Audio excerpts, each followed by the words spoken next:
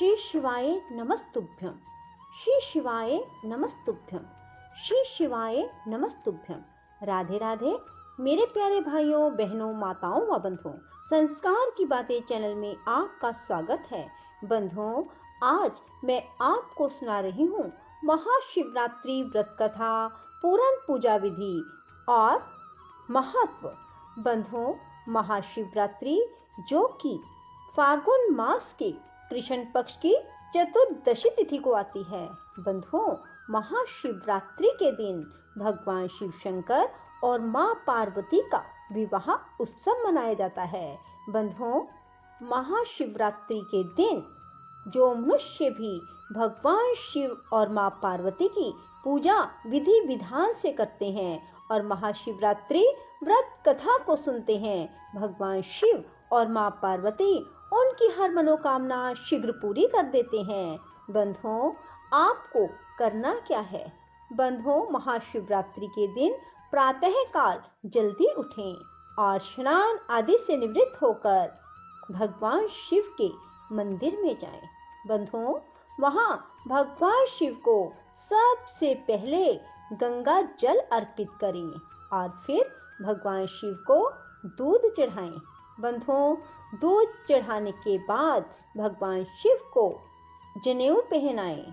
इसके बाद चंदन से भगवान को तिलक करें। फिर भगवान को चावल, तिल, जौ, गुड़ अर्पित करें।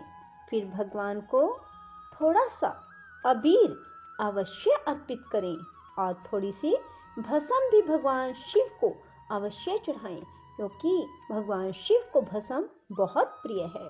बंधुओं, इसके बाद भगवान को एक पीले फूलों की माला अर्पित करें। भगवान शिव को सफेद पुष्प अवश्य चढ़ाएं। फिर भगवान की आरती उतारें। आरती उतारने के बाद कपूर गौरम करुणावतारम संसार सारम भुजगेंद्रहारम सदा बसंतम हृदयारविंदे भवम भवानी सरितम नमामि। बंधुओं, क्योंकि कहा जाता है आरती के बाद इस मंत्र के बोलने से ही पूजा सफल होती है। बंधुओं, इसके बाद भगवान शिव को फल और मिष्ठान का भोग लगाएं और फिर महाशिवरात्रि व्रत कथा को सुने। बंधुओं, अब मैं आपको सुनाऊंगी महाशिवरात्रि व्रत कथा। बंधुओं, जो मनुष्य भी महाशिवरात्रि के दिन इस कथा को सुनते हैं, उनकी भगवान शीघ्र हर मनोकामना पूरी कर देते हैं। बोलो शिव शंकर भोलेनाथ की जय। पूर्व काल में चित्रभानु नामक एक शिकारी था। जानवरों की हत्या करके वह अपने परिवार को पाला करता था। वह एक साहूकार का कर्जदार था, लेकिन उसका ऋण समय पर ना चुका सका। क्रोधित साहूकार ने शिकारी को शिव मठ में बंदी बना लिया। संयोग से उस दिन शिवरात्रि थी। शिकारी ध्यान मगन होकर शिव संबंधी धार्मिक बातें सुनता रहा। चतुर्दशी को उसने शिवरात्रि व्रत की कथा भी सुनी। शाम होते ही साहूकार ने उसे अपने पास बुलाया और ऋण चुकाने के विषय में बात की। शिकारी अगले दिन सारा ऋण लौटा देने का वचन देकर बंधन से छूट गया। अपनी दिनचर्या की भांति वह जंगल में शिकार करने के लिए निकला, लेकिन दिन भर बंदी गृह में रहने के कारण भूख प्यास से बहुत ही व्याकुल था। शिकार खोजता हुआ वह बहुत दूर निकल गया। जब अंधकार हो गया तो उसने विचार किया कि रात जंगल में ही बितानी पड़ेगी। वह वन में एक तालाब के किनारे एक बेल के पेड़ पर चढ़कर रात बीतने का इंतजार करने लगा। बिल्व वृक्ष के नीचे शिवलिंग था, जो बिल्व पत्रों से ढका हुआ था। शिकारी को उसका पता ना चला। पड़ाव बनाते समय उसने जो टहनियां तोड़ी, वे संयोग से शिवलिंग पर गिरती चली गई। इस प्रकार दिन भर भूखे प्यासे शिकारी का व्रत हो गया और शिवलिंग पर बिल्व पत्र भी चढ़ गए। एक पहर रात्रि बीत जाने पर एक गर्भिणी हिरनी तालाब पर पानी पीने पहुंची। शिकारी ने धनुष पर तीर चढ़ाकर ज्यों ही प्रत्यंचा खींची। हिरनी बोली, मैं गर्भिणी हूँ, शीघ्र ही प्रसव करूंगी। तुम एक साथ 2 जीवों की हत्या करोगे, जो ठीक नहीं है। मैं बच्चे को जन्म देकर शीघ्र ही तुम्हारे समक्ष आ जाऊंगी, तब मुझे मार लेना। शिकारी ने प्रत्यंचा ढीली कर दी और हिरनी जंगली झाड़ियों में लुप्त हो गई। प्रत्यंचा चढ़ाने तथा ढीली करने के वक्त कुछ बिल्वपत्र अनायास ही टूटकर शिवलिंग पर गिर गए। इस प्रकार उससे अनजाने में ही प्रथम पहर का पूजन भी संपन्न हो गया। कुछ ही देर बाद एक और हिरनी उधर से निकली। शिकारी की प्रसन्नता का ठिकाना न रहा। समीप आने पर उसने धनुष पर बाण चढ़ाया। तब उसे देख हिरनी ने विनम्रता पूर्वक निवेदन किया, हे शिकारी, मैं थोड़ी देर पहले ऋतु से निवृत्त हुई हूँ, कामातुर विरहिणी हूँ, अपने प्रिय की खोज में भटक रही हूँ। मैं अपने पति से मिलकर शीघ्र ही तुम्हारे पास आ जाऊंगी। शिकारी ने उसे भी जाने दिया। 2 बार शिकार को खोकर उसका माथा ठनका। वह चिंता में पड़ गया। रात्रि का आखिरी पहर बीत रहा था। इस बार भी धनुष से लगकर कुछ बेलपत्र शिवलिंग पर जा गिरे। दूसरे पहर की पूजन भी संपन्न हो गई। तभी एक अन्य हिरनी अपने बच्चों के साथ उधर से निकली।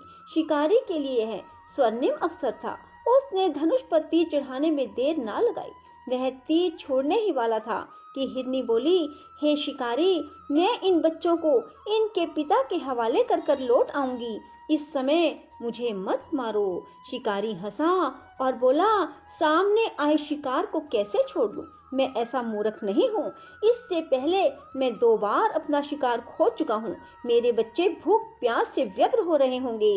उत्तर में हिरनी ने फिर से कहा, जैसे तुम्हें अपने बच्चों की ममता सता रही है, ठीक वैसे ही मुझे भी। हे शिकारी, मेरा विश्वास करो, मैं इन्हें इनके पिता के पास छोड़कर तुरंत लौटने की प्रतिज्ञा करती हूँ। हिरनी का दुख भरा स्वर सुनकर शिकारी को उस पर दया आ गई। उसने उस मृगी को भी जाने दिया। शिकार के अभाव में भूख प्यास से व्याकुल शिकारी अनजाने में ही बेल वृक्ष पर बैठा बेल पत्र तोड़ तोड़ कर नीचे फेंकता जा रहा था। पो फटने को हुई तो एक हष्ट-पुष्ट मृग उसी रास्ते पर आया। शिकारी ने सोच लिया कि इसका शिकार अब अवश्य करेगा। शिकारी की तनी प्रत्यंचा देखकर मृग विनीत स्वर में बोला, हे शिकारी, यदि तुमने मुझसे पूर्व आने वाली 3 मृगियों तथा छोटे छोटे बच्चों को मार डाला है, तो मुझे भी मारने में विलंब ना करो, ताकि मुझे उनके वियोग में एक क्षण भी दुख ना सहना पड़े। मैं उन हिरनियों का पति हूँ। यदि तुमने उन्हें जीवन दान दिया है, तो मुझे भी कुछ क्षण का जीवन देने की कृपा करो। मैं उनसे मिलकर तुम्हारे समक्ष उपस्थित हो जाऊंगा।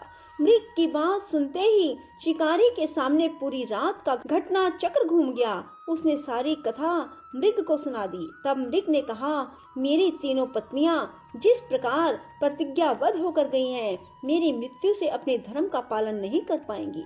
अतः जैसे तुमने उन्हें विश्वास पात्र मानकर छोड़ा है, वैसे ही मुझे भी जाने दो।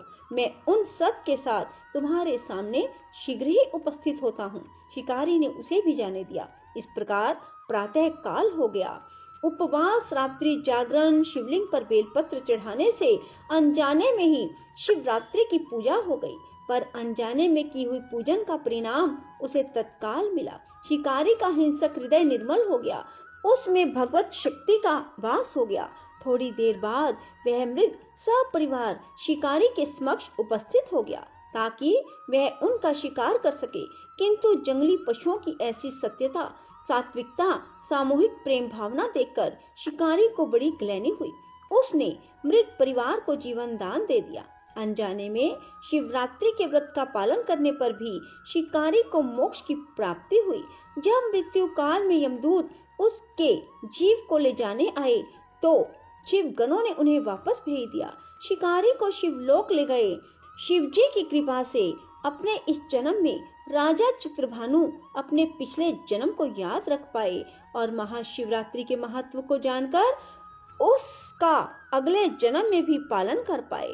बंधुओं, इस कथा से एक प्रेरणा भी मिलती है। शिकारी की कथा अनुसार महादेव तो अनजाने में किए गए व्रत का भी फल दे देते हैं, पर वास्तव में महादेव शिकारी की दया भाव से प्रसन्न हुए।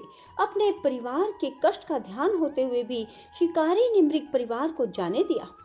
यह करुणा ही वस्तुतः उस शिकारी को उन पंडित एवं पुजारियों से उत्कृष्ट बना देती है, जो कि सिर्फ रात्रि जागरण, उपवास एवं दूध, दही, बेलपत्र आदि द्वारा शिव को प्रसन्न कर लेना चाहते हैं।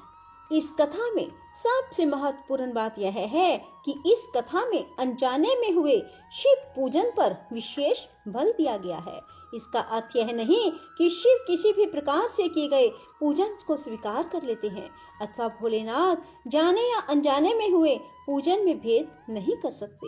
वास्तव में वह शिकारी शिव पूजन नहीं कर रहा था। इसका अर्थ यह भी हुआ कि वह किसी तरह के किसी फल की कामना भी नहीं कर रहा था। उसने मृग परिवार को समय और जीवन दान दिया, जो कि शिव पूजन के समान है। शिव का अर्थ ही कल्याण है। उन निरीह प्राणियों का कल्याण करने के कारण ही वह शिव तत्व को जान पाया और उसका शिव से साक्षात्कार हुआ। परोपकार करने के लिए महाशिवरात्रि का दिवस होना भी आवश्यक नहीं है। पुराण में 4 प्रकार के शिवरात्रि पूजन का वर्णन है। मासिक शिवरात्रि, प्रथम आदि शिवरात्रि तथा महाशिवरात्रि पुराण वर्णित अंतिम शिवरात्रि है। नित्य शिवरात्रि वस्तुतः प्रत्येक रात्रि ही शिवरात्रि है।